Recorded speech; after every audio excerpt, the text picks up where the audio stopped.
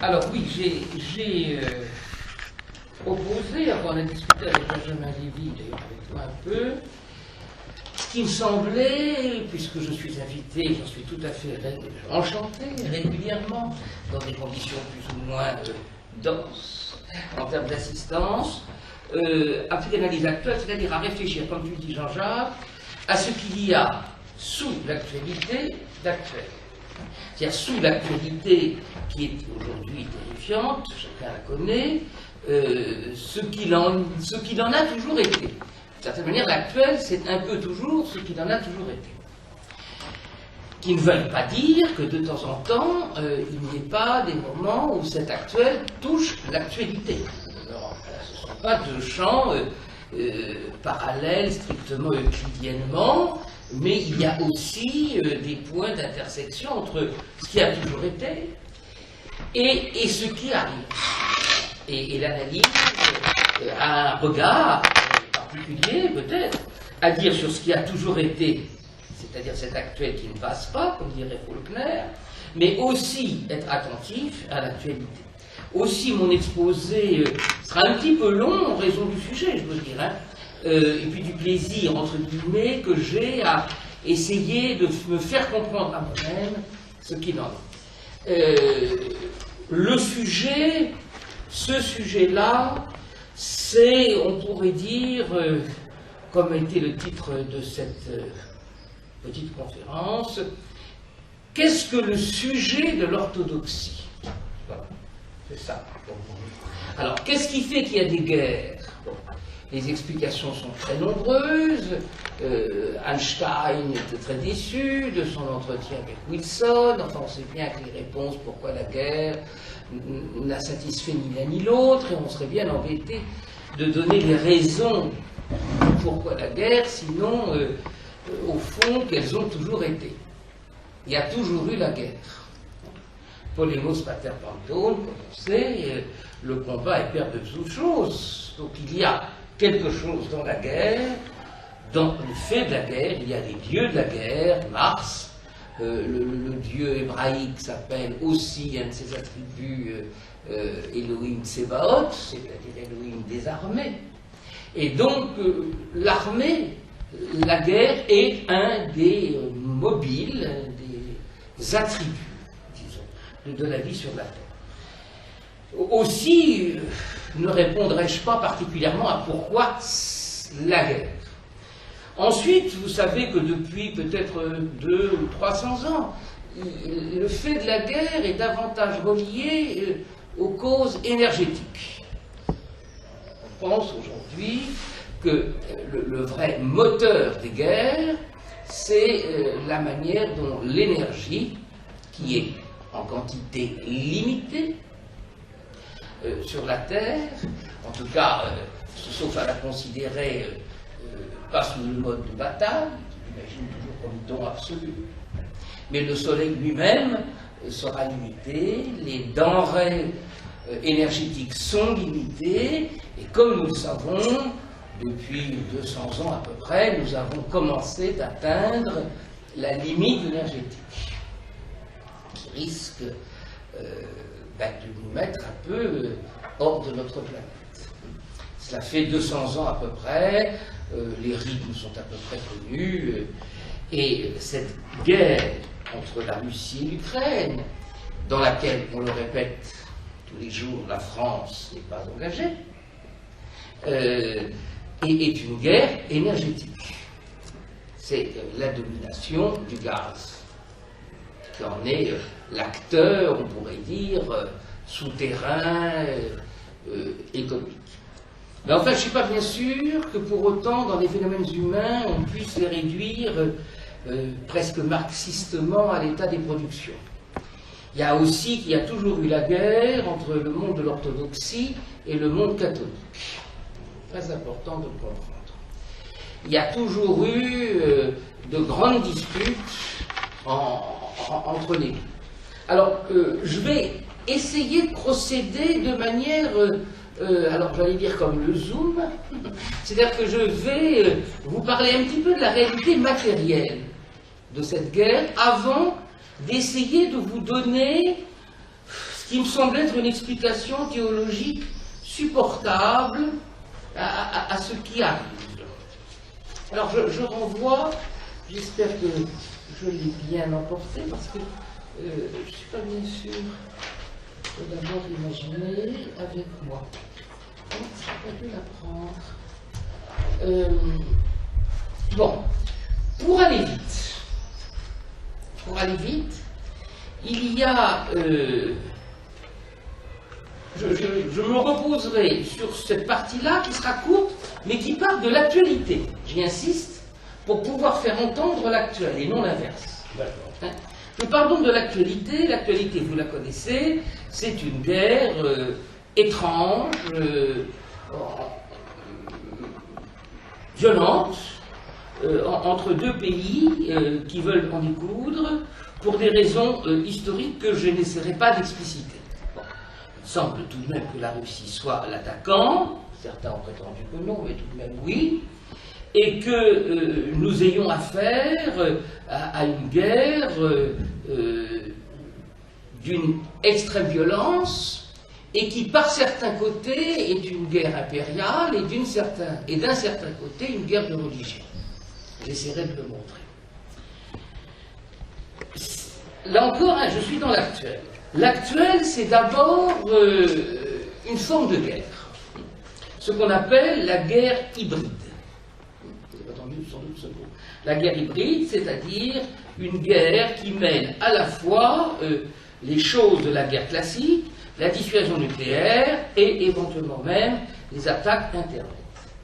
Comme vous le savez sans doute, c'est le général Primakov qui en a été le premier penseur, sous Boris Yeltsin, et c'est le général Gerasimov qui en est l'actuel penseur. Quand je dis en serait d'ailleurs l'actuel penseur, puisque, comme vous le savez, Gerasimov n'est pas apparu aux manifestations du 9 février, donc, du 9 juin, donc on ne sait pas quel est exactement son destin.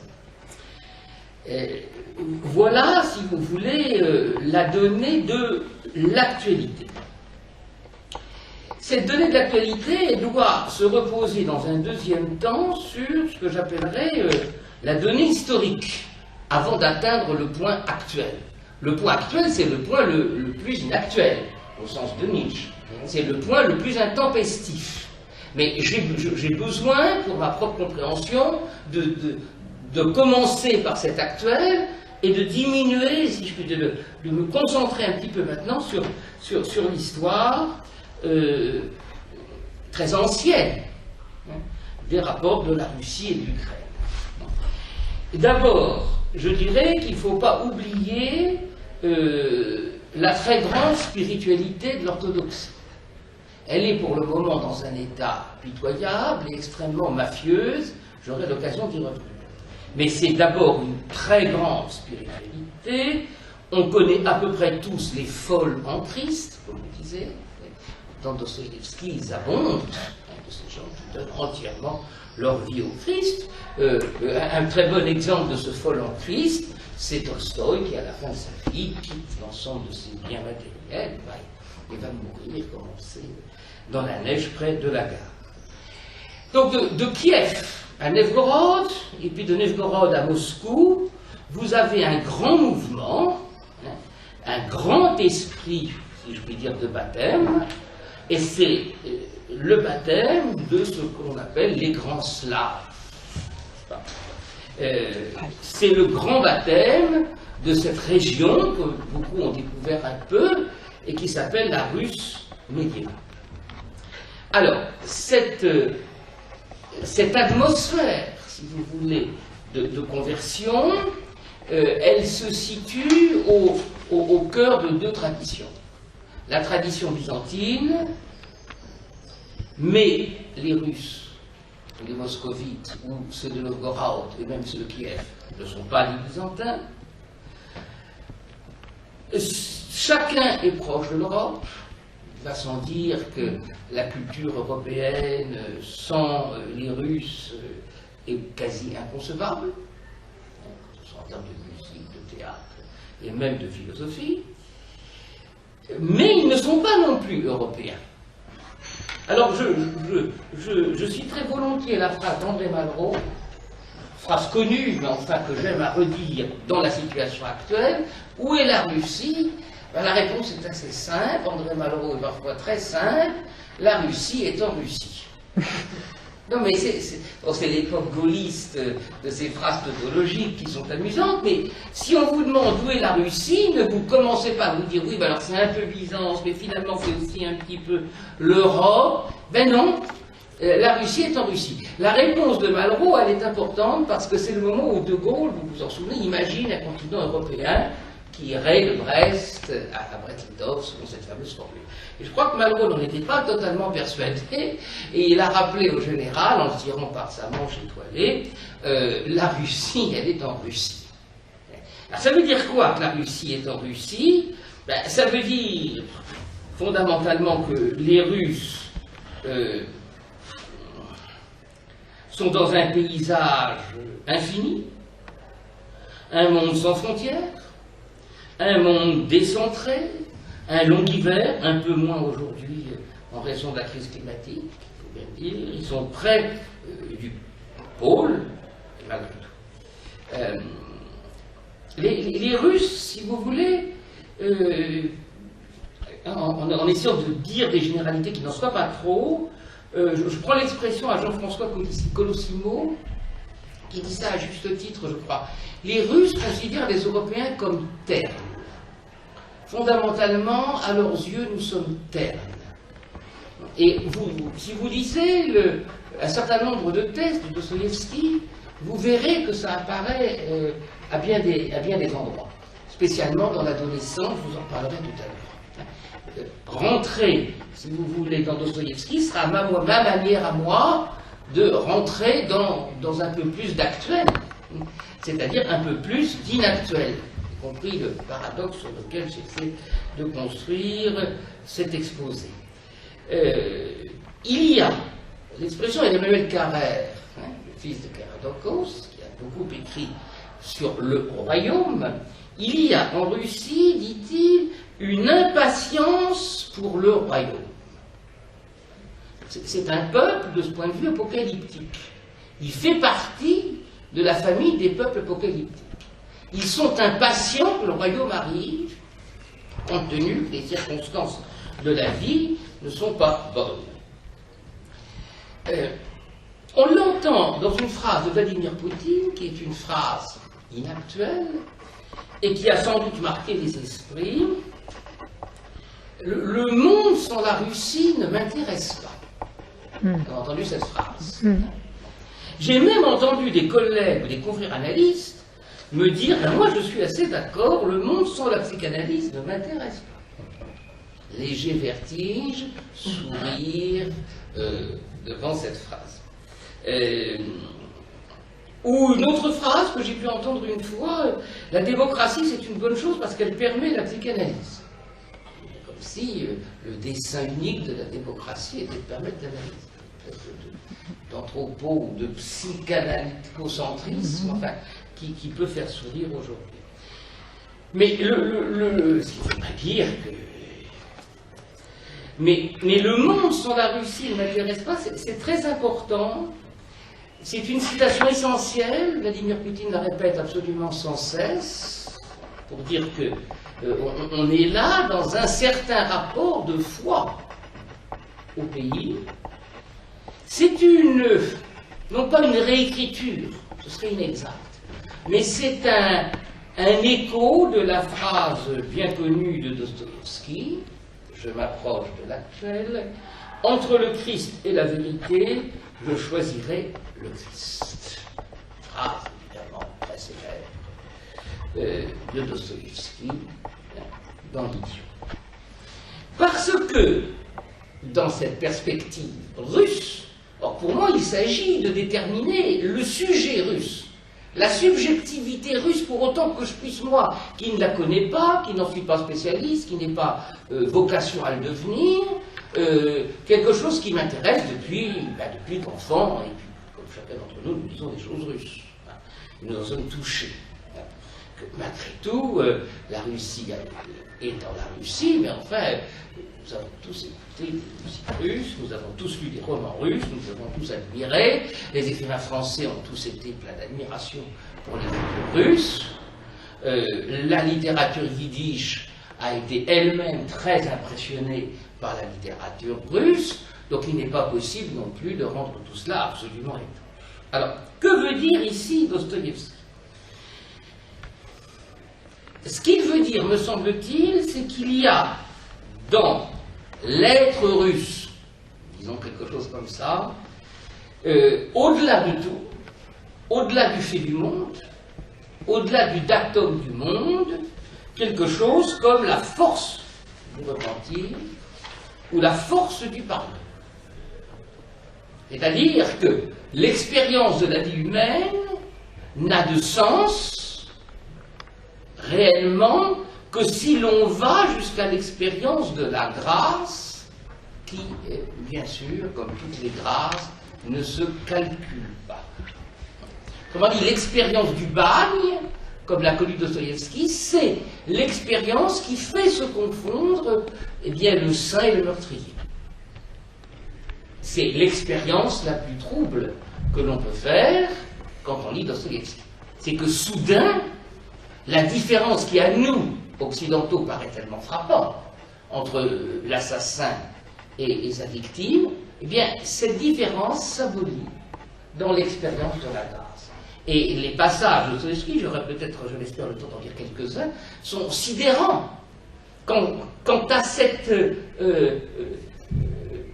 incertitude du bourreau et de la victime dans l'expérience de la souffrance telle que les Russes. Alors, pour moi-même, c'est un peu abstrait. Alors, j'ai eu un ami israélien qui m'a dit, écoute, il était juif russe, un genre. Et il m'a dit, écoute, c'est très bien, François, je vais t'expliquer ce qu'est Dostoïevski. J'étais preneur. Et il me disait, c'est très simple, il s'agit de souffrir encore, car ce n'est que dans la souffrance que l'on se rencontre. Voilà, c'était la clé, selon lui, lecteur en russe de Dostoïevski, avec peut-être l'oblique hébraïque, je ne sais pas. Mais en tout cas, c'était cette idée qu'il n'y a de rencontre que dans la souffrance. Et dans la souffrance la plus grande. Il ne s'agit pas juste d'avoir mal, mais que ce soit l'expérience qui vienne troubler la séparation du sujet ou du bourreau. C'est très important de comprendre ça. Dans la construction du sujet russe. J'y reviendrai tout à l'heure. Maintenant, puisque je parle de religion, et je veux rester encore un petit peu dans l'actualité, je voudrais vous dire 2-3 petites choses sur ce qui se passe dans l'ordre théologique. Parce qu'il y a d'une certaine façon ce Vladimir Poutine, mais il y a aussi un autre personnage dont vous entendez parfois parler, mais pas souvent, qui s'appelle Kirill, qui est le patriarche de Moscou. On entend parfois le pape François, quand il rencontre Kirill, qui a cette phrase, vous imaginez bien que je ne vais pas danser le menuet avec Kirill. Pour dire que les entretiens avec Kirill sont particulièrement difficiles, et à chaque fois, le pape François en ressort un peu atteint, quand on voit les images, ça semble pas facile. Alors qu'est-ce qui s'est passé?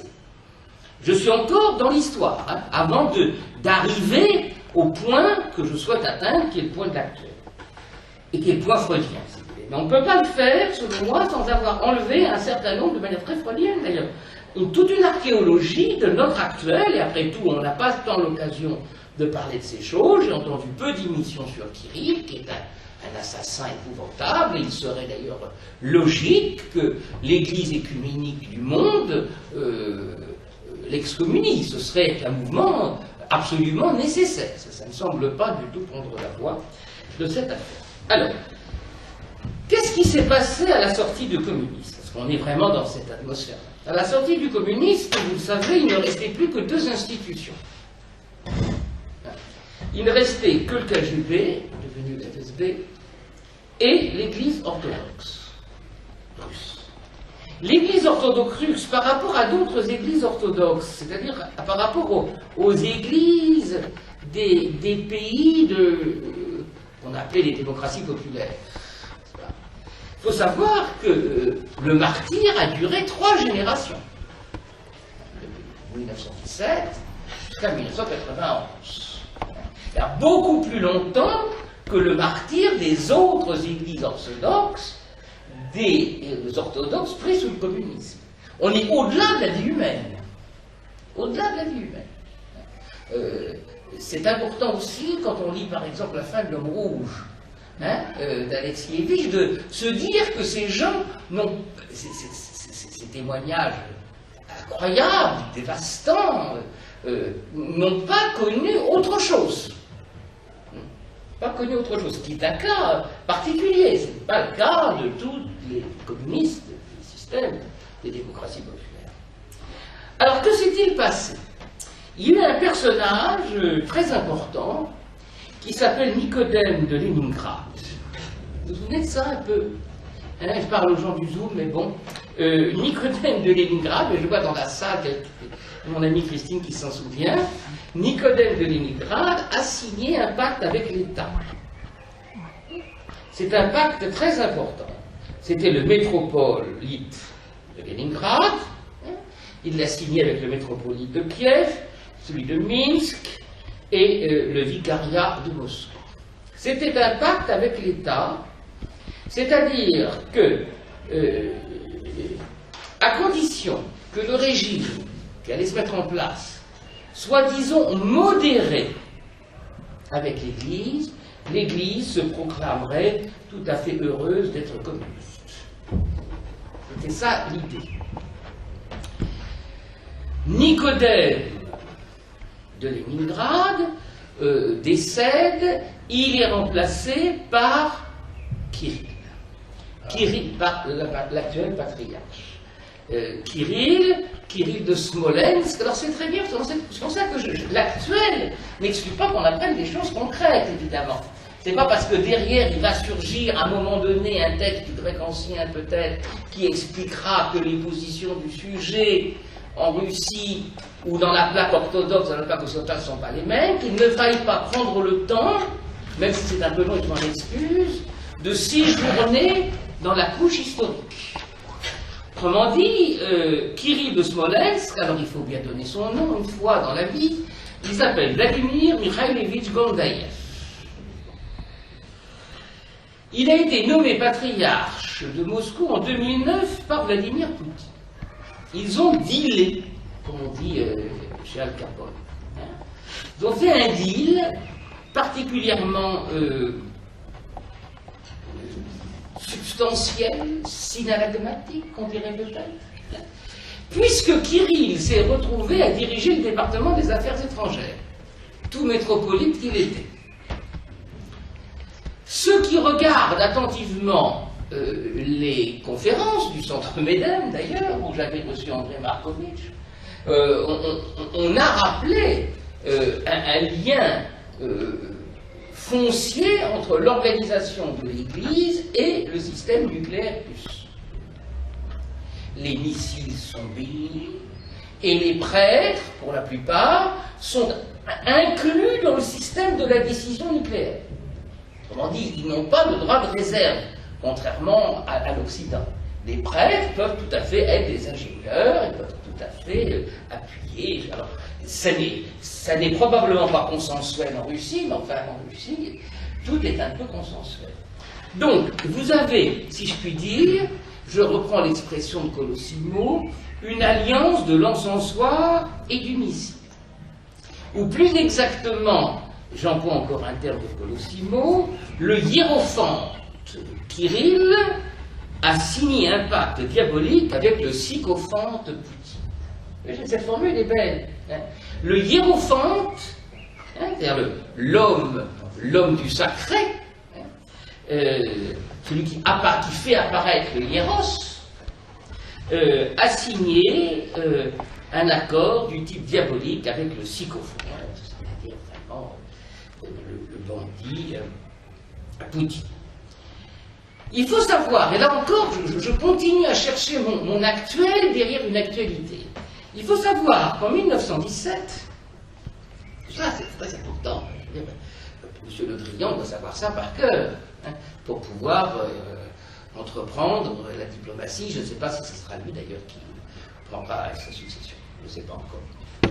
Il y avait eu un concile progressiste en 1917 de l'Église orthodoxe. Et cette Église orthodoxe, qu'on imagine toujours être plongée dans les encensoirs, les bougies, l'encens, les hurlements et les différents tableaux immobiles, n'était pas du tout immobile en 1917. Pas plus que la tradition, pas plus que les Juifs à l'époque, d'ailleurs. Hein. Et donc, elles ont, ce congrès de 1917, c'est un mouvement global des religions, bien sûr, mis en mouvement par 1917. Cette Église essaie de choisir un peu la justice. C'est pas du tout le cas de Kirill, qui ne se remet pas du tout, mais même un petit peu, mais même un tout petit peu, dans l'esprit d'une Église juste. Même un petit peu, un petit geste, de temps en temps, un rouble pour le pauvre. Non, rien. Kirill ne choisit en aucun cas une Église qui serait même un tout petit peu juste aussi. Et il est, on en a souvent parlé ces derniers temps, à l'origine de la fermeture du mémorial de Sakharov sur des camps. Alors, maintenant, je vais continuer à descendre, je vais aller un peu plus vite, mais après tout, ce sont des choses qu'on ne connaît pas bien, que moi-même je ne connais pas bien, donc c'est l'occasion de me l'expliquer, puis peut-être que à vous aussi, ce sera l'occasion d'entendre des choses. Et puis ensuite, je m'attaquerai à cet actuel de la psychanalyse. L'orthodoxie, c'est quelque chose de particulier, né du schisme de 1052, ça j'y reviendrai tout à l'heure. C'est une espèce de communion de l'Église qui a pris une forme de tour national. Il y a des choses qui nous frappent aujourd'hui, mais tel patriarche dira l'Église, c'est un empereur. Nous qui sommes plutôt romains, n'avons pas du tout l'habitude de voir un patriarche se mettre aux ordres de l'empereur. C'est-à-dire que le patriarche, dans la tradition œcuménique, il est à Istanbul, puisque c'est là que est rassemblé le grand patriarcat œcuménique, appelle ça la primauté. Alors, ce qu'il faut savoir dans cette perspective, c'est que ce primat n'a pas de pouvoir. Il peut prendre des initiatives, il peut arbitrer, il est disciplinaire. Mais c'est tout. Aucun des caractéristiques du pape, bien entendu, ne lui sont accordées pour des raisons qu'on va bientôt voir. Il faut savoir que le patriarcat de Moscou, c'est 50% de l'orthodoxie. Il faut dire que c'est important. Et, nous venons à notre sujet, 50% du patriarcat de Moscou, c'est l'Ukraine. Autrement dit, si le patriarche Kirill perdait l'Ukraine, il perd la moitié de son patriarcat. C'est dire que Kirill n'en a pas du tout envie. Vous voyez, bon, c'est important de savoir ces choses avant qu'on entre dans cet actuel. Parce que ça n'est vraiment pas dit assez. En 2015, Bartholomé, un inconnu, enfin, Bartholomé, c'est le patriarche d'Istanbul, c'est une figure essentielle. C'est l'équivalent de François. Bartholomé est réuni en Crète en 2015. Donc on est tout à fait juste après les premières attaques contre le Donbass. Convoque un concile, un congrès panorthodoxe, auquel Kirill ne se rend pas. Kirill, dans l'ordre spirituel, a la même ambition que Poutine. Et d'ailleurs, Colosimo dit Kirill est un possédé. Allusion à Dostoïevski, peut-être que c'est le cas. Alors, l'Ukraine est l'enjeu majeur pour le patriarcat, évidemment, parce que si on perd l'Ukraine, on va perdre la moitié du patriarcat de Russie. Or, ce qui s'est passé en Ukraine, au moment de la conversion des grands Slaves, et cette conversion est menée par deux grands saints, que sont Cyril et Méthode, Et on doit à Cyril l'écriture cyrillique qui est si belle, hein, mais qui est aussi une manière de distinguer la face romaine d'une autre écriture, qui est la face cyrillique. Tout de même, même si par beaucoup de côtés elle ressemble au grec ancien, elle est quand même largement différente.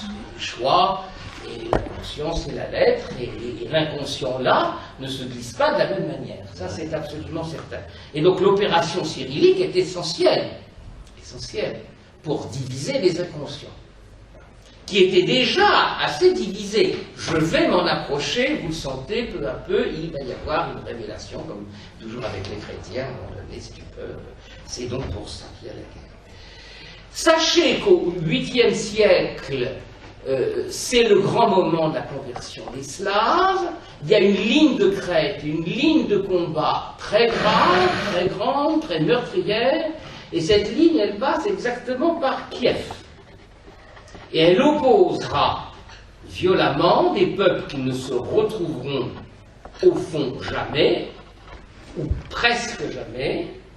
D'un côté les Polonais, de l'autre les Biélorusses. Ce qui n'est pas le cas aujourd'hui d'ailleurs, parce que les Biélorusses sont contre le président Poutine, et pour la première fois, on voit des associations polono-biélorusses s'organiser. Ça reste ténu, mais la Biélorussie n'a pas du tout envie de devenir le porte-avions terrestre de la Russie. Donc, la ligne de crête du 8e siècle, qui a séparé gravement, et pourrait-on penser pour toujours les deux, bon, cette ligne de crête, elle est l'objet de cette guerre. Quand nous avons des informations sur la guerre entre l'Ukraine et la Russie, nous reprenons, alors c'est ça l'actuel, nous réécoutons l'actuel du 8e siècle.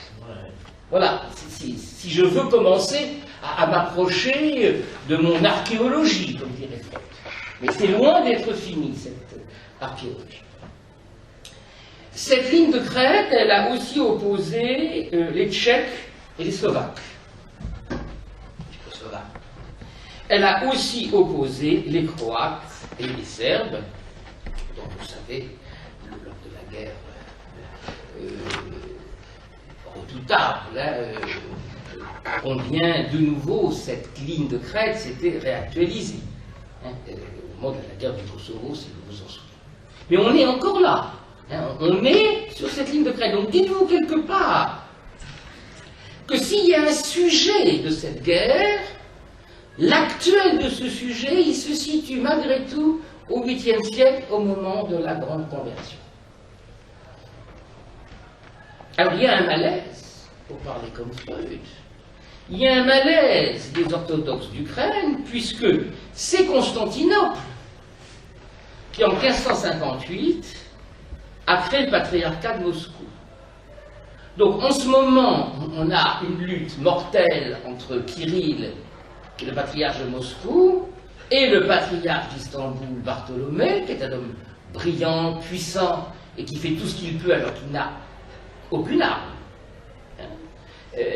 Mais sur le fond d'une illégitimité, puisque ce patriarcat de Moscou, c'est Istanbul qui en avait été à l'origine. On est là à faire, à tout bout de champ. Kiev est à l'origine, on le sait bien, du grand mouvement pan-russe. Là, c'est Istanbul. Donc les Russes se retrouvent toujours à ne pas être les premiers de ce qu'ils prétendent être premiers. Il y a un complexe de second premier tout du long. Ils ne cessent de revendiquer des primautés sur des réalités qui ne sont pas des primautés pour eux, mais qui étaient déjà des objets créés par d'autres. On le sait pour Kiev, bien entendu, raison pour laquelle Kiev n'a pas encore été détruit, parce qu'il y a dans l'idée que Kiev c'est le proto-Moscou, mais enfin, Kiev est en Ukraine. Bartholomé a accordé, il y a 5 ans, ce qu'on appelle l'autocéphalie à l'église d'Ukraine. C'est-à-dire que, vous savez, ce sont des églises autocéphales, elles sont leur propre tête. Ce qui n'est pas le cas, bien sûr, des évêchés français qui ne sont pas autocéphales, et qui sont parfois d'ailleurs acéphales. En tout cas, j'en ai connu. Mais autocéphale, ça veut dire reconnaître l'autorité. Alors là, quand Bartholomé accorde l'autocéphalie à l'église d'Ukraine, Kirill de Smolensk perd la tête. Parce que du coup, il voit la moitié de son patriarcat disparaître et la moitié de son argent. Il faut savoir que tout argent qui arrive, sous prétexte que c'est un don à l'Église est dédouané. Donc je crois que Kirill est à peu près... Enfin, la richesse de Poutine, c'est la moitié de la richesse de Kirill. C'est quand même énorme. Que font tous ces gens de leur argent? C'est une question qu'on devrait poser en séminaire. Hein, que faire quand on a beaucoup d'argent? C'est pas si simple. Des bateaux, des grands bateaux. Et peut-être la guerre. Et peut-être la guerre. Donc, Kirill devient fou et il organise une sorte de schisme extrêmement violent en Afrique saharienne d'ailleurs, s'appuyant sur les divisions d'Abraham. Voilà, c'était ma première... Oui, il y a tout un schisme organisé en Afrique par Kirill. Il y a des orthodoxes. Comment? Il y a des orthodoxes. Il y a des orthodoxes, bien sûr. Donc il organise actuellement il manigance sombrement pour qu'il y ait des schismes en Afrique. Toujours cette guerre hybride de Primakov, hein, un petit coup d'Internet, un petit coup de guerre classique, un petit coup sur le fond d'une armée pas très solide, mais infinie, d'une certaine manière. Bon, première partie. Deuxième partie, je m'enfonce dans l'actuel, c'est-à-dire dans l'inactuel. Mon objet étant de repérer s'il y a quelque chose dans l'être russe qui soit irrémédiablement inconciliable, incommensurable au geste européen. Parce que c'est quand même ça, cette idée. Et l'idéologie de cette guerre, c'est que, et vous connaissez peut-être autour de vous, peut-être cette femme ou cet homme dont tu parles, Jean-Jacques, qui était favorable à Poutine. Non. Non. Moi, j'ai connu une femme, je connais une femme favorable à Poutine. Non, mais quelqu'un, tu as connu quelqu'un. On connaît des gens favorables. Bien sûr, il y a des gens. Il y a des gens, bien sûr. Et c'est intéressant de les écouter, de savoir pourquoi ils sont favorables à Poutine. Je veux dire, ce sont des complotistes la plupart du temps, tout est mélangé avec des antivax. Mais enfin, quand même, complètement mélangé à quelque chose qui est un refus de la logique occidentale. Voilà, c'est ce que je dirais. Et Poutine apparaît comme, pour ces gens, le garant de la lutte contre la pensée occidentale, qui est une pensée, donc... Alors je vais tâcher de la définir un petit peu. Hein, voilà. Ça, c'est la... Alors, je vais revenir à des dates. Aujourd'hui, je suis historien, tout, ça me ramène à mon passé. 1793, la date est connue, la terreur ensanglante la liberté proclamée en 1789. Bon. Alors vous allez voir pourquoi je parle de ça. La terreur. En 1679, vous vous souvenez de 1679? La reine d'Angleterre c'était pas encore Elisabeth II, mais quasiment, c'est l'habeas corpus. C'est que tu as un corps. Je suis en train d'essayer de vous donner quelques grandes phrases de l'entendement de l'Occident. Hein, voilà. Et je donnerai, ce qui est moins connu, les grandes phrases de l'entendement russe. Voilà, c'est ça ma petite démarche modeste aujourd'hui. 1769, Modeste, très modeste. Comment? C'est très modeste. Mais est-ce que vous savez toutes ces choses? Si vous le savez, vous Absolument pas, c'est pour ça. C'est intéressant. Parce que bon... c'est des grandes choses. J'ai travaillé en 1679 à l'habeas corpus, bon, qui, comme vous le savez également peut-être ou pas, a été renforcé 10 ans plus tard par ce qu'on appelle le Bill of Rights. Hein? Autrement dit, l'habeas corpus considère ou fait de l'homme, rend en quelque sorte, les droits de l'homme, si vous voulez, c'est l'obligation suprême du contrat social. C'est ça l'habeas corpus. C'est que les droits de l'homme, c'est d'abord l'obligation suprême, au-dessus de tout le reste, d'avoir un contrat social. 1781, qu'est-ce qui se passe, Benjamin, en 1781? C'est la rédaction de la critique de la raison pure. C'est la quoi? C'est la critique de la raison pure. C'est-à-dire le livre que on pourrait appeler, qui traduit, alors je vais essayer de vous le dire de manière un petit peu deleuzienne, ce livre traduit l'essence libertaire du soi humain. Le soi humain est d'essence libre. C'est ça la grande idée de la critique de la raison. Hein, je vais redire, j'entends que ça crapote, que ça... Vous savez, j'avais un ami prêtre qui disait, c'était pas un ami, mais quand j'allais à l'église, il y avait un moment où c'était dans les Pyrénées, et donc les gens étaient malades, ils avaient tous des trucs, et donc il disait toujours, j'en vois beaucoup qui toussent, mais j'en vois pas beaucoup qui crachent. Il voulait dire voilà qui crachent au bassinet. Donc j'entendais beaucoup de cris, mais pour autant ça n'allait pas jusqu'à cracher la pièce de monnaie qui puisse faire vivre la paroisse. L'expression était restée célèbre dans la famille, j'en vois beaucoup qui toussent, j'en vois peu qui crachent. Donc j'entends que le Zoom, on pourrait dire tous, et crachera-t-il? Crachera-t-il quand le 1er juin je recevrai Benjamin Lévy pour son livre sur l'ère des revendications, une seule revendication, cracher, donner des sous. Bon, 1781, critique de la raison pure, où se détermine l'essence libertaire du soi humain. C'est-à-dire que l'âme libre, et naturellement, les Russes ne pensent pas ça une seconde. Vous avez des textes de Dostoïevski contre Kant. C'est très important. Alors qu'il y a aussi une tentation des Lumières par Catherine et l'arrivée de Diderot.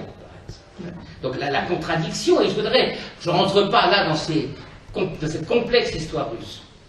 Je redonne simplement les grandes définitions du sujet humain qui sont compatibles et même indispensables à l'exercice de la psychanalyse. Il faut que l'âme libre soit dotée d'une volonté autonome. En quelque sorte, cette autonomie, elle est puissante par rapport aux contraintes extérieures, qui ne sont que des contraintes extérieures, sinon il n'y a pas d'analyse possible, et contre les pesanteurs de la sensibilité. Il faut donc admettre, d'une certaine manière, que l'âme humaine existe comme autonome, se donnant à elle-même la loi. Ça ne veut pas dire du tout que le sujet freudien se donne à lui-même la loi. Mais il n'en demeure pas moins qu'il y a un moment donné où vous y êtes pour quelque chose, la fameuse formule lacanienne. Or, si vous n'y êtes pour rien, c'est que vous n'êtes pas dans un sujet autonome et que ce n'est pas la peine de faire une analyse. C'est le cœur du réel de l'analyse. Et en 1789, qu'est-ce qui se passe, Benjamin? Je ne sais pas. Il se passe la rédaction de la critique de la raison pratique. Soit 8 ans après la critique de la raison pure, et la critique de la raison pratique est écrite en 1789, où il se passe aussi d'autres choses. Bien entendu. Mais enfin, c'est intéressant de voir ces simultanéités. On va le voir quand je vais ouvrir le volet russe. 100 ans plus tard, comme vous le savez, les Balkans, qui sont quand même en partie orthodoxes, finirent par rejeter la domination ottomane. Et c'est en raison aussi de l'influence de Kant.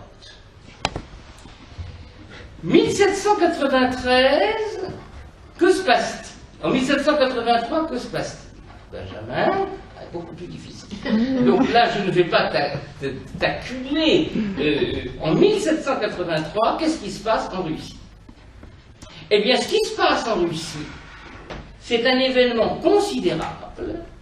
C'est la traduction par le moine Païsi Velikovski, dont les dates sont 1722-1794, donc par le moine Païsi Velikovski, la traduction de la Philocanie. La Philocanie, c'est une sorte de grande compilation, j'assume le jeu de mots, mon lapsus, plus exactement, une sorte de complication infernale, mais une compilation grecque des textes sur le principe, sur la prière du cœur, établie 300 ans plus tôt par le moine Nicodème Lagias. Bon. La philokalie, c'est l'amour du beau. Et on en connaît la formule la plus classique, c'est l'amour des icônes. Et donc se développe, à l'inverse d'un mouvement auto-spontané de la conscience tel que le développe Kant, en Russie, une autre tradition, qui est cette tradition philokalique, qu'on appelle aussi la tradition hésicaste. La moins importante.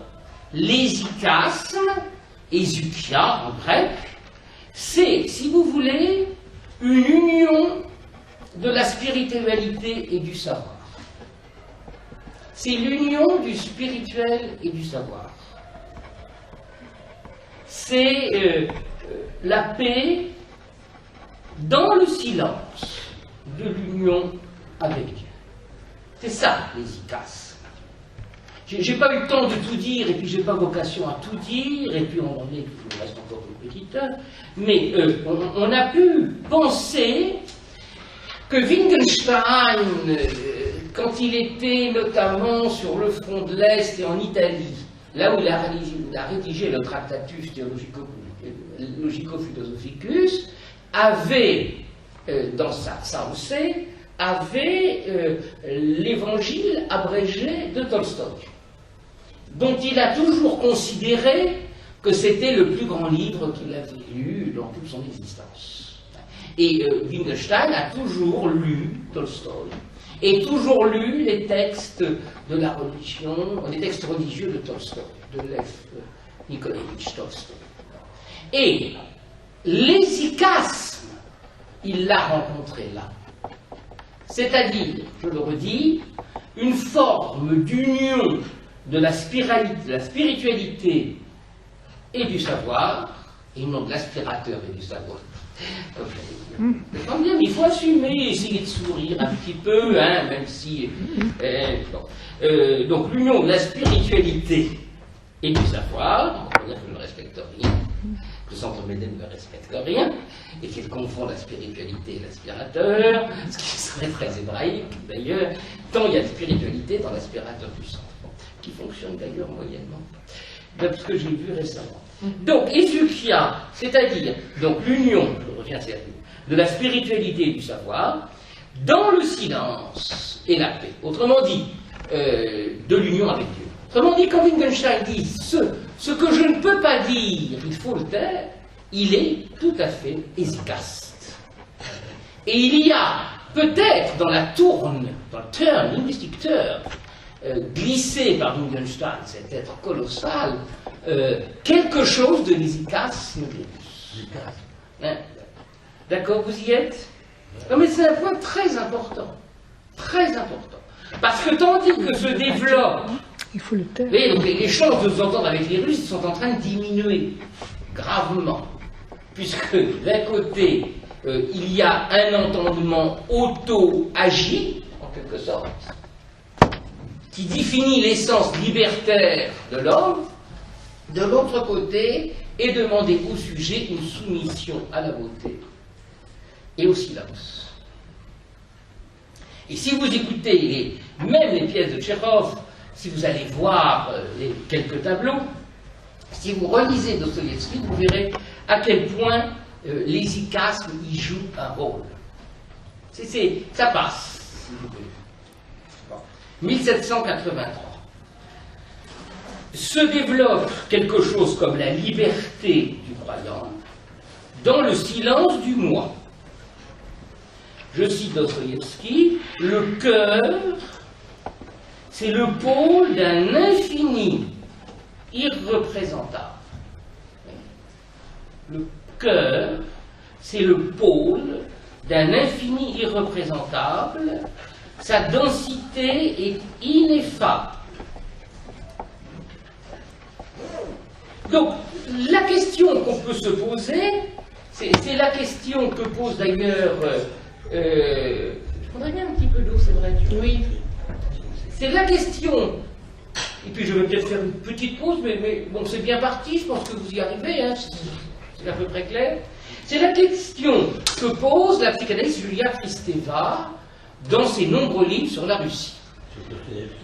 Sur la Russie en général, et sur Dostoïevski, le dernier sur Dostoïevski. Mais elle a écrit beaucoup sur la Russie en général, et sur l'orthodoxie en général, et sur sa Bulgarie en général, et sur la tendresse qu'elle a pour l'orthodoxie, malgré tous les défauts qu'elle y voit.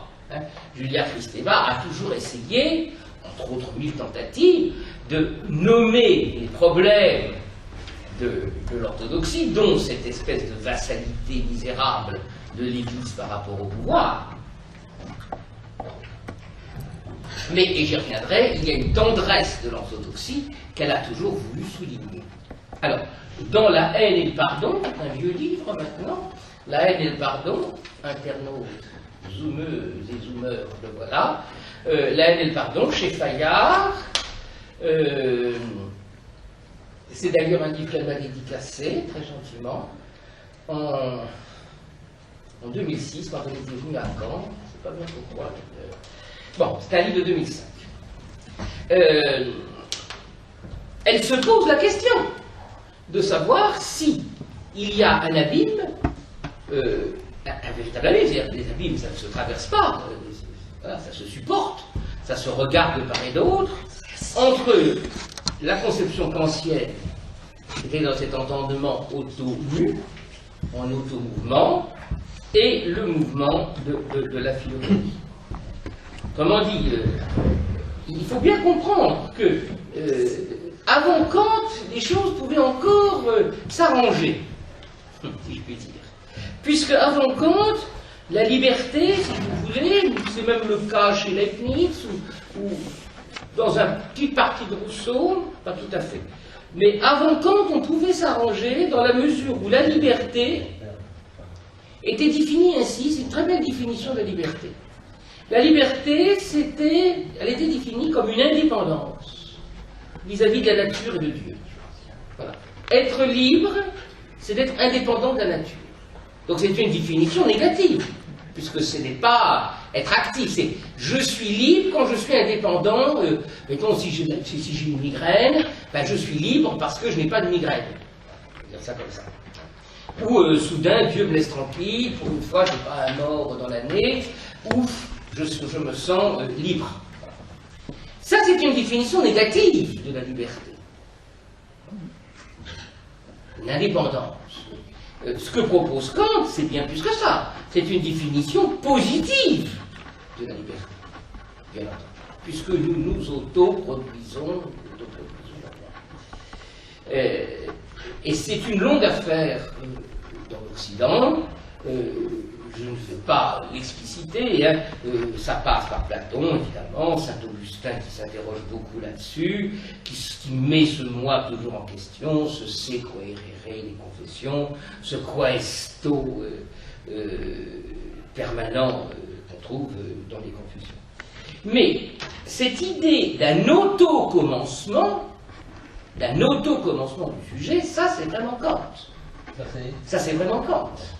Alors, il a fallu sans doute en passer par Paul, il a fallu en passer par Saint-Augustin, les Juifs ne sont pas loin dans un coin, par Luther, si vous voulez, mais l'auto-commencement, c'est une pensée cosmologique.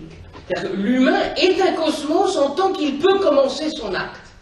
Alors que si je vous donne la liberté comme étant simplement indépendant de la nature, être indépendant de la nature, vous n'avez pas une pensée cosmologique. Vous êtes juste indépendant pendant un temps, pendant le temps qu'elle le voudra. Alors que là, vous avez quelque chose de cosmologique dans la mesure où vous commencez vous-même votre monde en agissant.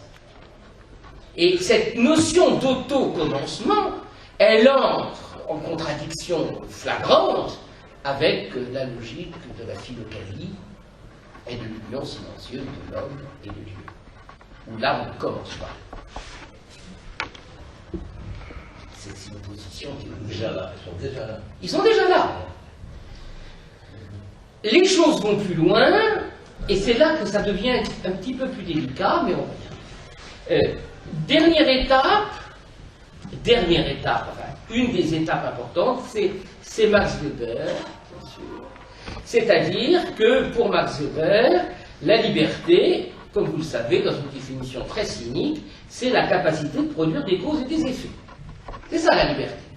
De produire des causes et des effets. Voilà. Hein, c'est un renversement, il a souvent dit, de la transcendance dans la production des liens sociaux.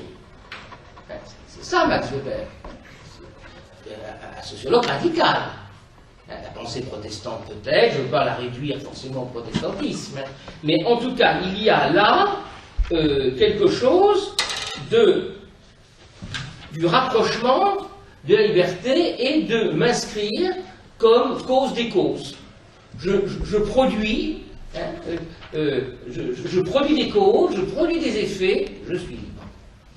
Alors ça, c'est une chose évidemment parfaitement contestable, hein, et que d'autres ont imaginé, plus chrétiens, plus contemplateurs, Heidegger a rien de cela, qu'il rentrait une liberté avant toute cause. Il y a une liberté avant l'enchaînement des causes. Je ne suis pas libre que parce que je fabrique des causes et des effets. Je suis libre parce que, avant toute cause, il y a la liberté qui est posée, comme dit Parmenide. C'est là que vous avez la critique par Heidegger de la technique. C'est que la technique, ce serait en quelque sorte la liberté, celle où nous sommes en permanence, c'est-à-dire nous produisons des causes et des effets, des émissions, etc., voire des guerres, et donc nous sommes libres, parce que nous émettons sans arrêt des causes et des effets. Mais il n'est pas du tout sûr que ce soit la seule définition de la liberté. Sans parler de Heidegger, qui était quand même quelqu'un que dans ma jeunesse tout le monde lisait, qu'il n'était même pas possible de rentrer à l'école normale supérieure, ce que je n'ai pas fait sans avoir lu tout Heidegger. C'était pas pensable à l'époque. Tout le monde était dans cette admiration d'une liberté dégagée de toute forme de technique. C'est-à-dire, je ne juge pas, mais dégagée du système de moi, je suis libre en tant que je produis des causes et des effets. Le libertin ne pensera pas ça, le poète ne pensera pas ça, et peut-être le révolutionnaire des droits de l'homme ne pensera pas ça.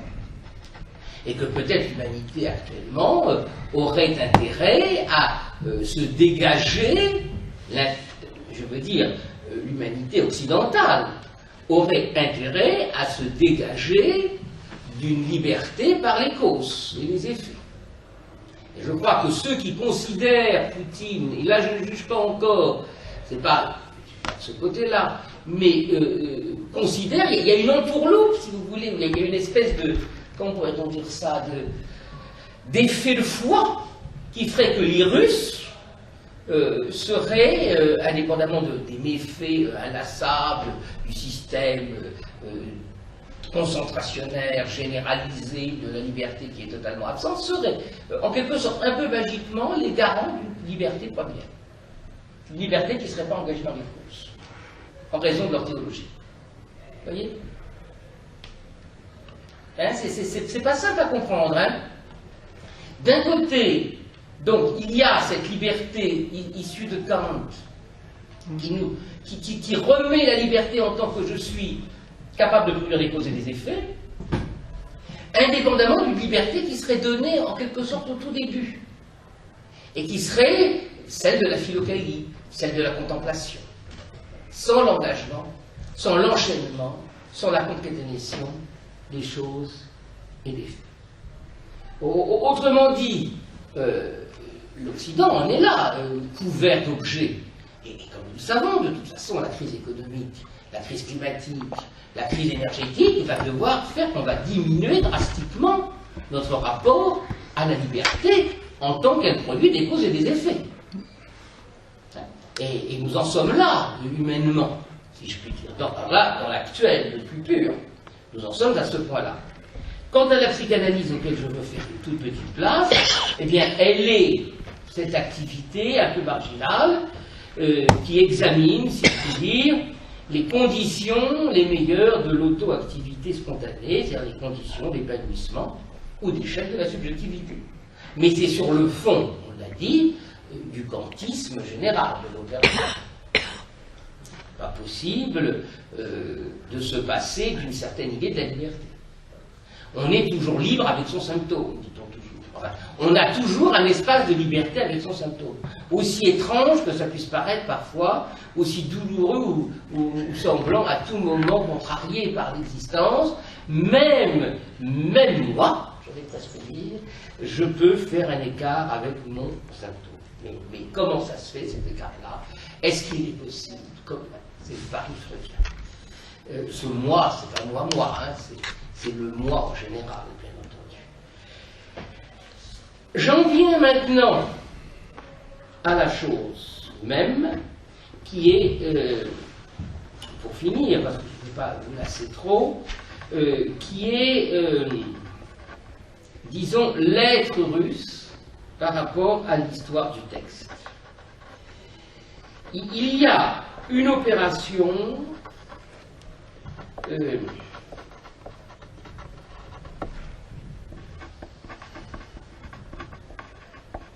il faut de l'opération religieuse russe, il faut se souvenir, bon, vous le connaissez, mais le plus célèbre, c'est Sosima, hein, le Starsky des frères Karamazov.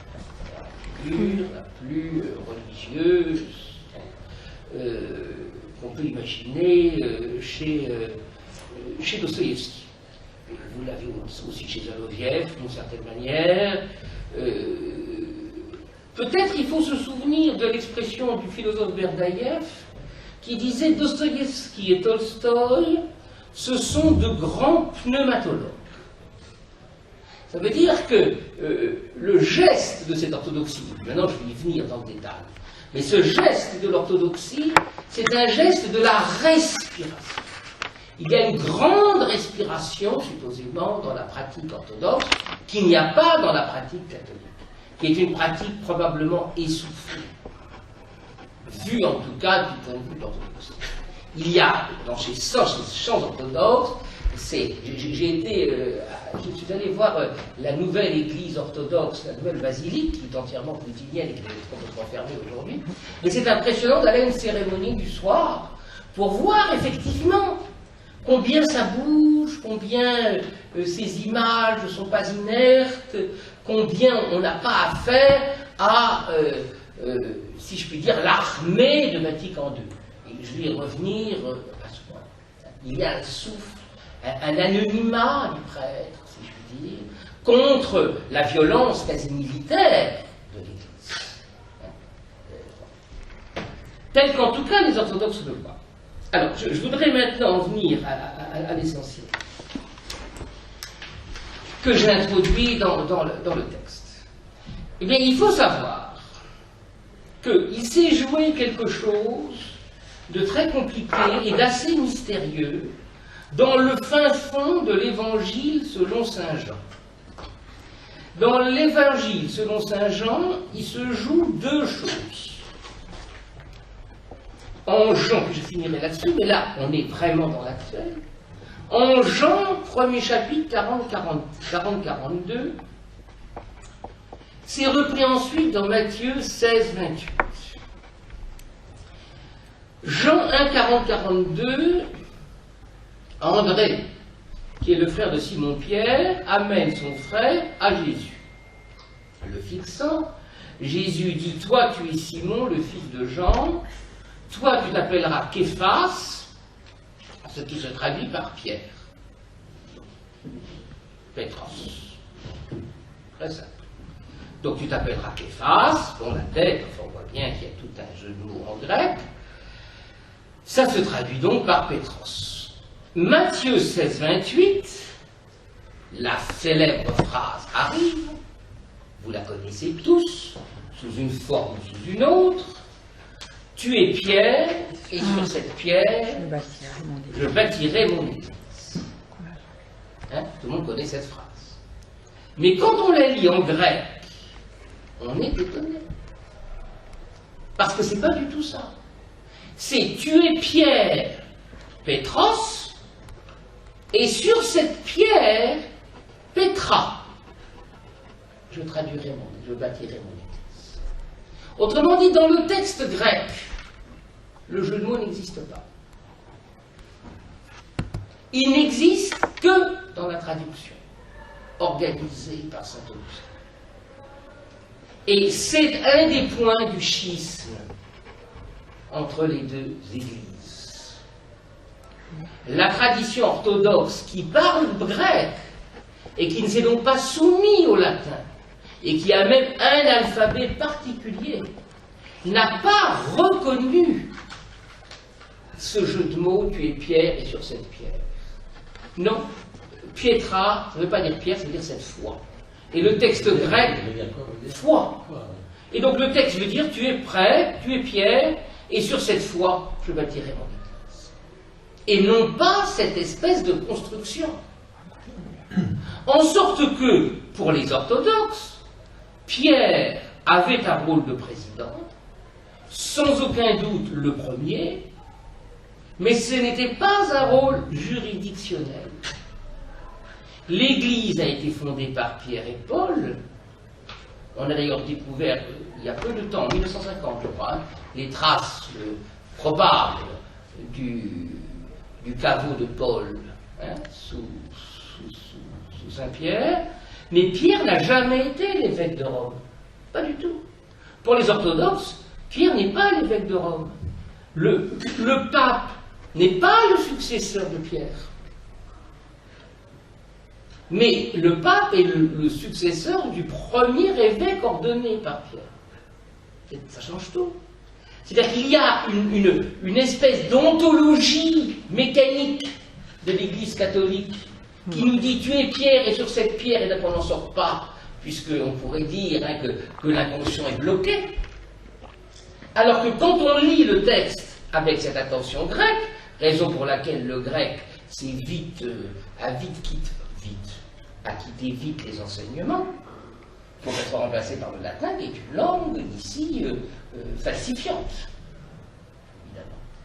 Puisque ici, on rappellera que tu es pierre, et donc sur cette pierre, et les enfants ont cette idée dans la tête, et voilà, un principe radical est construit, alors que l'orthodoxie considère que c'est un des premiers angles du schisme. Mais il y a beaucoup plus grave. Pourquoi le schisme? Le schisme parce que les chrétiens reconnaissent le pape comme le successeur de Pierre. Alors que pour les orthodoxes, le pape n'est pas le successeur de Pierre. Il y a quelque chose de plus flou, de plus léger. Cet effet de langue. Cet effet de langue. Et je vous parlerai, pour finir, de ce que me semble être l'Édipe russe. Mais il y a encore beaucoup plus grave. C'est Jean 15, 26. Là, c'est très grave. Voilà ce qui est dit. Quand viendra le Paraclet? Quand viendra le Paraclet? Il y a un texte de Michel Tourny qui s'appelle Le vent Paraclet. Le vent, c'est l'esprit, c'est l'avocat. Parakleitos. Donc le vent Paraclet, c'est le vent qui est chargé de défendre l'humain. Quand viendra le Paraclet, que moi je vous enverrai d'auprès du Père, nous dit le Christ, l'esprit de vérité qui procède du Père, lui témoignera pour moi. Voilà le texte grec. Vous y êtes? Donc, souvenez-vous de qui procède du Père. Qui procède du Père. Et voilà que dans le fond du Djebel, Saint Augustin et quelques autres, après dire, et toute une lignée traficote ce texte grec et y rajoute une expression des plus troublantes,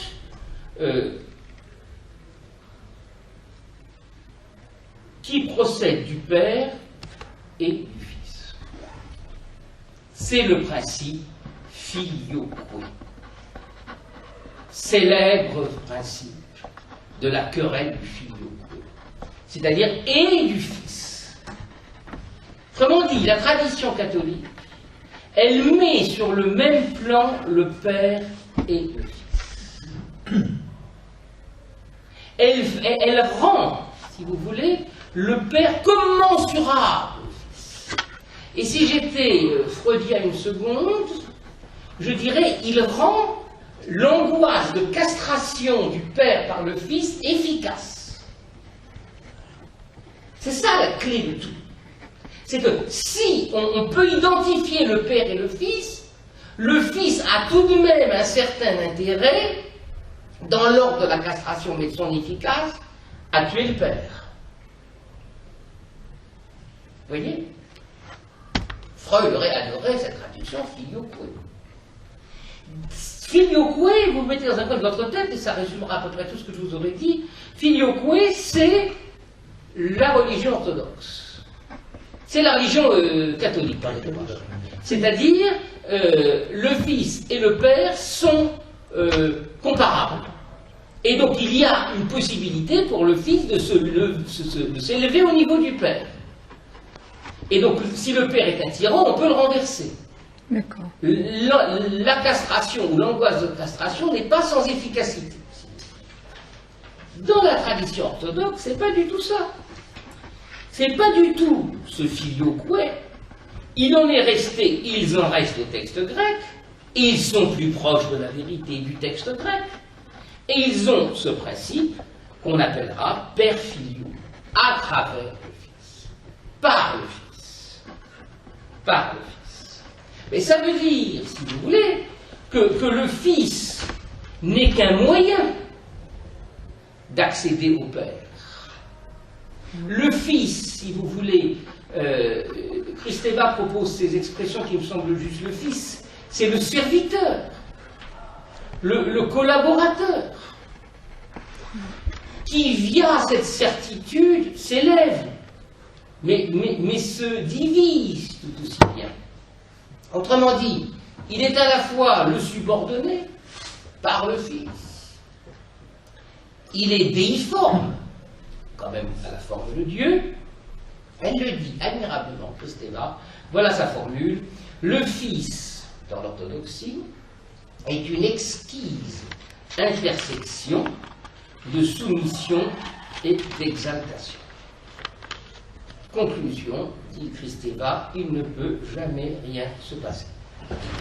La dialectique du maître et de l'esclave est intégrée à la vie du fils.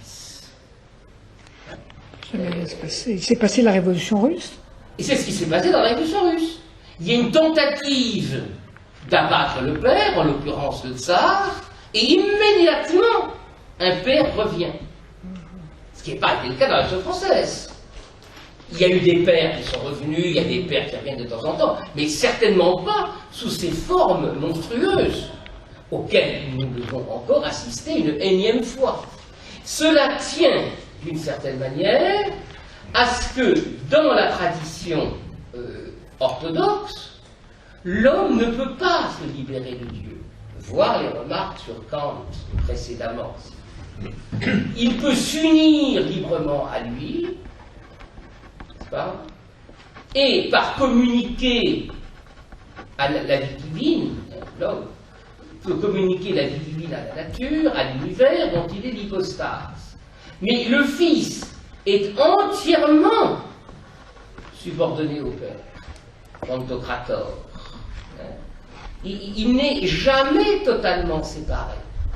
C'est-à-dire qu'il n'est jamais totalement séparé et le Père n'est jamais totalement séparateur. Non, c'est ça. Il y a un désir d'union qui alterne avec la souffrance de la séparation. Donc, je ne sais pas s'il y a parmi vous qui êtes allés voir les postulés de Dostoïevski à la Comédie Française. Bon. C'était très beau de ce point de vue. Bon, il y avait des écrans, la mode veut qu'il y ait maintenant des écrans dans les théâtres, partout, c'est exaspérant. Mais la manière dont la première scène montre ses possédés, le vieux père nul, le fils qui va devenir nihiliste, Stavrogin qui va se tuer sans aucune autre raison, ce qui n'est pas le cas d'Hamlet, il se tue pour se tuer. On voit que tout le monde est dans une sorte de ce que Lacan appelle le laisser-aller de la névrose, mais je n'emploierai pas ici le laisser-aller pour le relier à la névrose. Je dis juste que chaque garçon veut s'unir à son père, il y a une homophilie particulière chez Dostoïevski, et en même temps éprouve la souffrance de la séparation, raison pour laquelle d'ailleurs il y a une homophobie morbide des présidents russes. C'est bien parce que cette homophilie est très présente. Et elle est très présente constitutivement, puisque le père, à la fois, il est aimé et ne peut pas être le séparateur, aussi nul qu'il soit. Et au tout début des Possédés, livres sans pareil dans l'histoire du monde, vous avez cette vision d'un père qui n'arrive même pas à se séparer de ce fils, qui lui veut le tuer, mais il n'y arrivera pas. Et finalement, le fils ne pourra que se tuer lui-même, la femme de Stravogin. Hein? Oui, oui, bien sûr, non, mais il y arrive, il faut voir la quantité d'efforts. Et je ne suis pas sûr que pour autant ce soit un crime efficace. Le fils, si vous voulez, s'identifie au père comme un oppresseur, à la fois austère, inaccessible. D'où cette espèce de façon qu'il a d'être, on pourrait dire, féroce et impuissant. Tandis que le fils, et puis ce sera fini là-dessus, lui a un autre moyen, c'est de se retirer dans ce que on a pu appeler parfois, c'est le cas du philosophe Vassili Rozanov, la mystique du contact, ou la mystique de l'effleurement. C'est-à-dire cette manière si tendre que l'on a de se replier dans le voile de la mer, avec une tendresse particulière. Ce voile en russe s'appelle pokrov. P-O-P, pokrov. Et c'est un mot tout à fait important chez les Russes. Autrement dit, les fils ne peuvent pas du tout ni s'opposer, ni désobéir. On est exactement à l'inverse des révoltes bibliques, des rebelles et des juifs qui sont des interprètes infatigables contre leur Dieu. Là, non, on n'arrête pas de se disputer avec Dieu. Il y a des raisons d'ailleurs. Alors que là, pas du tout. Le père est à la fois détestable, surpuissant, aimé. L'Édipe n'est pas rendu efficace, si vous voulez. En sorte qu'on observe qu'il n'y a quasiment pas de saintes en Russie. Il n'y a pas beaucoup de saintes, il y en a d'ailleurs une sainte Julia, mais il n'y a pas beaucoup de saintes en Russie pour la raison que probablement le féminin est absorbé par le fils.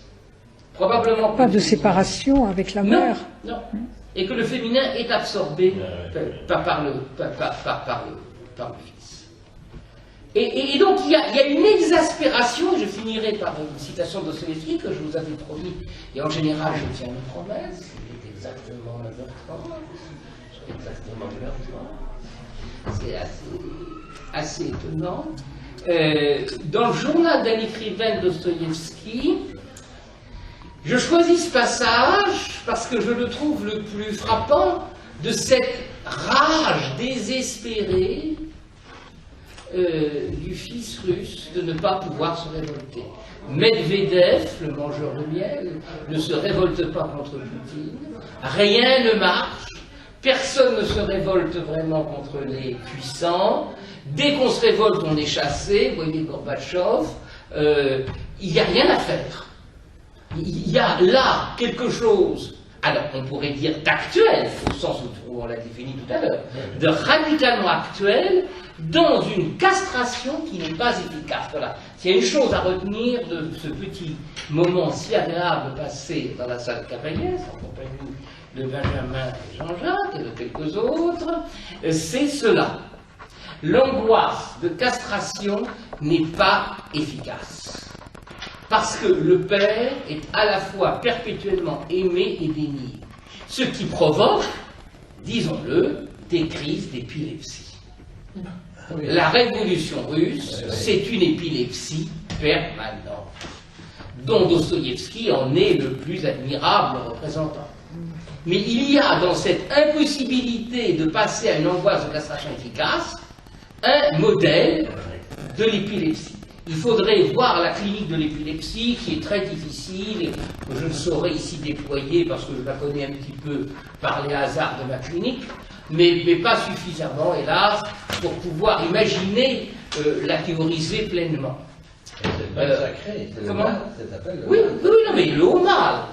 Le haut mal. Mais c'est intéressant de voir que, en tout cas, utilisons la métaphore de l'épilepsie qui caractérise quand même Dostoïevski. On sait, si on ne sait rien de Dostoïevski, on sait qu'il de temps en temps il tombait à la renverse, comme dit Maupassant d'ailleurs. Et Flaubert. Épileptique Flaubert. Et par cette espèce de rage, de sentir, d'éprouver, si vous voulez, le désir de désobéir et l'impossibilité de le faire, en raison de ce père filium. Ce père filium empêche le filius d'accéder à suffisamment d'égalité au père. Autrement dit, la romanité invente, c'est Saint-Augustin, filioque, c'est une invention, au nom du Père et du Fils et du Saint-Esprit, et l'égalité du Fils et du Père dans ce fameux mouvement, c'est la possibilité pour le Fils d'égaler le Père et même de le dépasser. Alors que si vous... Alors que si... Les orthodoxes. D'ailleurs, chez les orthodoxes. Et chez les orthodoxes, vous avez ce père filium où il ne se passe rien, ça reste dans la gorge. Journal d'un écrivain, pour finir cette leçon agréable à faire, pour moi en tout cas, pour moi d'entendre.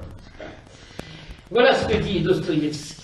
C'est le besoin de dépasser la borne, le besoin de sentir son cœur défaillir au début du précipice, de s'y perdre jusqu'à mi-corps, c'est comme le nombril de Flaubert, n'est-ce pas, de s'y perdre jusqu'à mi-corps. Ah oui. C'est un besoin de négation, c'est l'homme tout entier, peut-être le moins porté à la négation, et le plus pieusement douce. Donc l'homme, je le redis, ce besoin d'aller dans la négation, c'est peut-être l'obligation faite à l'homme le moins porté vers la négation, sous-entendu l'entendement, c'est-à-dire le plus pieusement docile. L'homme russe serait donc à la fois ce massacreur, mais finalement sur le fond d'une docilité absolue, puisqu'on ne lui a pas accordé dans la théologie, c'est l'actuelle, la possibilité d'atteindre le Père. Filioque, ce sont les catholiques. De l'autre côté, per virum, ce sont les orthodoxes. Eh bien, voilà, je crois, la raison profonde, indépendamment du gaz et d'autres choses, de la lutte terrifiante qui se joue en Ukraine. Oui, mais pourquoi l'Ukraine est de l'ordre de la Russie de la même façon? Mais oui et non, oui et non. Il n'y a pas le filioque non plus. Il n'y a pas le filioque non plus, mais il y a le souvenir, comme je te l'ai dit, de la ligne de crête de la conversion. Ouais, c'est ça. Au 8e siècle, où soudain, il y a tout de même une partie de cette crête qui est tombée du côté de la Pologne, et la Pologne, c'est super filioque. Ah oui. Mais ou la même chose pour les Tchèques et les Slovaques. Alors Donc, pourquoi ils ne deviennent pas catholiques à ce moment-là? mais parce que la conversion, c'est tout le monde. Et donc, c'est vraiment pourquoi s'il n'y a plus de Pologne, il n'y aurait plus de Polonais. Donc, Voilà. s'ils étaient plus, pourquoi ils restent orthodoxes après l'enseignement que j'ai donné de la salle carrière, si tu le diffuses, si c'est enregistré, si tu le mets partout, ils vont tous devenir tous catholiques, d'une certaine manière. Mais les juifs aussi très bien devenir catholiques. Ça nous arrangerait aussi. Donc finalement, on ne peut pas. Ça fait partie de la donnée de la vie. Et je crois que dans cette guerre-là, guerre terrible, qui nous emmène, qui va nous emmener très loin, il y a une part de cette guerre qui est engrammée dans la traduction, c'est-à-dire dans la place du Fils. Et c'est important puisque dans la démocratie le fils peut devenir le père.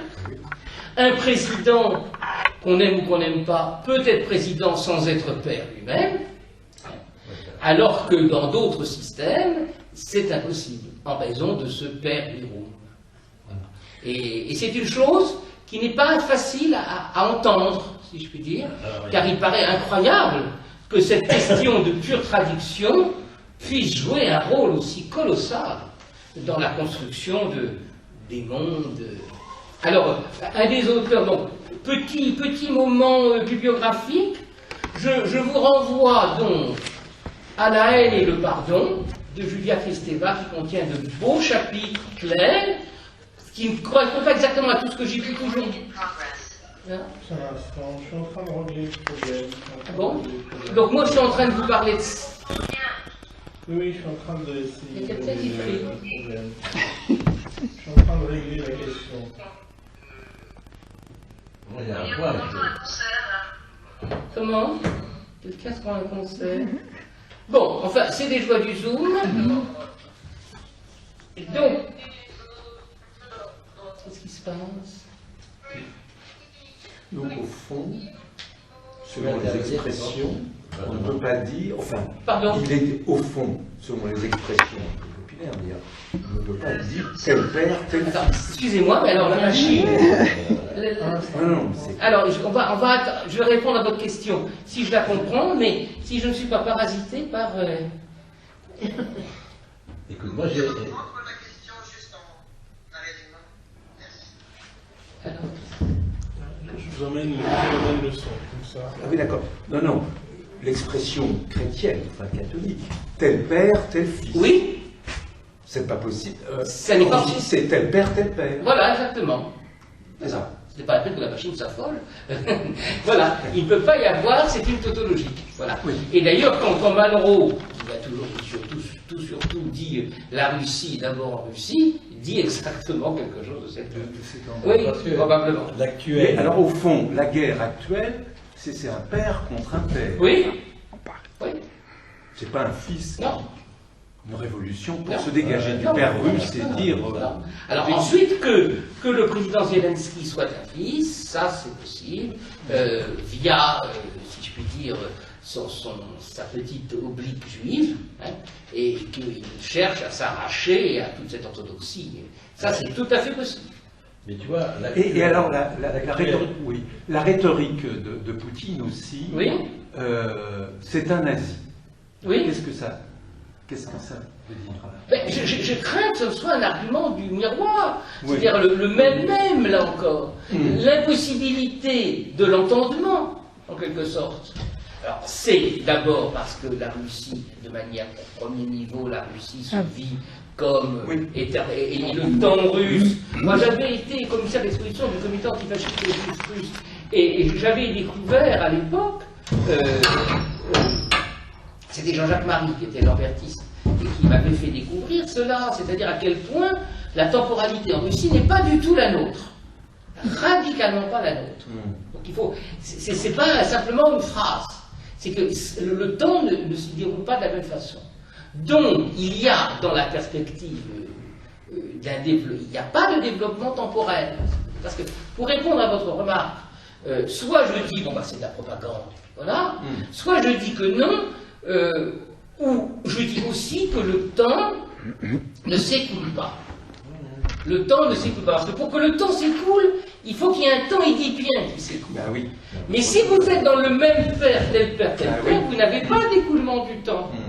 Et on a l'impression d'ailleurs qu'en Russie, le temps ne s'écoule pas. C'est-à-dire de cette façon. que tu as dit qu'effectivement, après le marxisme, le Hum. communisme, deux choses, l'Église et le KGB. Oui. Et le KGB, c'est quoi à ce moment-là? Aujourd'hui, puisque Poutine était le patron du KGB. C'était l'État.